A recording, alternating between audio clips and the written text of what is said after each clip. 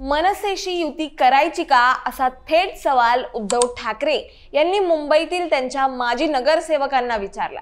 असं बघायला गेलं तर गेल्या 2 महिन्यांपासून ठाकरे बंधूंच्या मनोमिलनाच्या चर्चा राजकीय वर्तुळात जोरात सुरू आहेत।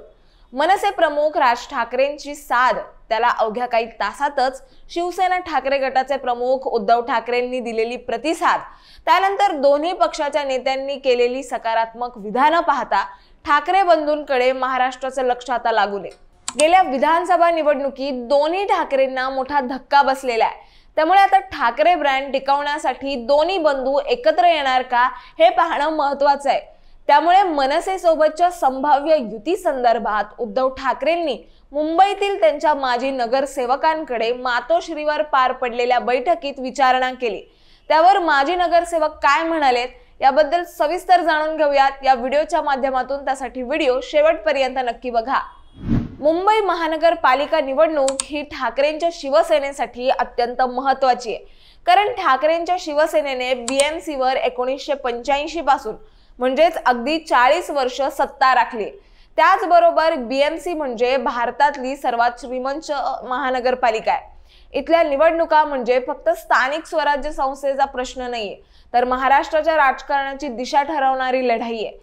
त्यामुळे 2022 मध्ये शिवसेनेत फूट पडल्यानंतर यंदाच्या निवडणुकीत उद्धव ठाकरेंच्या शिवसेनेला स्वतःची ताकद सिद्ध करायची आणि त्यासाठी दोन्ही ठाकरे बंधूंनी एकत्र यावं अशी सर्वीकडूनच इच्छा व्यक्त केली जाते।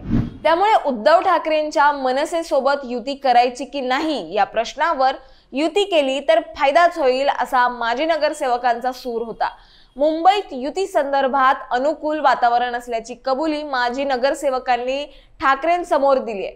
त्यावर मुंबई महानगरपालिकेसाठी आपल्याला ज्या पक्षासोबत युती करायची त्याबद्दल तुम्हाला विश्वासात घेऊन निर्णय घेईन असं आश्वासन उद्धव ठाकरेंनी माजी नगरसेवकांना दिलंय। पुढे शिवसेना भवनात निवडणूक कार्यालय उघडणार असल्याची माहिती देखील उद्धव ठाकरेंनी यावेळी दिली आहे। त्याचबरोबर येत्या ऑक्टोबर ते नोव्हेंबर पर्यंत निवडणुका लागू शकते असा अंदाज देखील उद्धव ठाकरेंनी बैठकीत व्यक्त केला।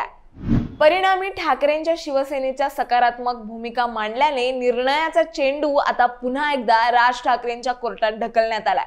राज ठाकरे काय निर्णय घेतात हे बघणं आता महत्त्वाचं ठरेल। तुम्हाला याबद्दल काय वाटतं हे आम्हाला कमेंट्स मध्ये कळवा आणि अशाच माहितीपूर्वक व्हिडिओ बघण्यासाठी लगेचच सबस्क्राइब करा प्राईम टाइम महाराष्ट्रला।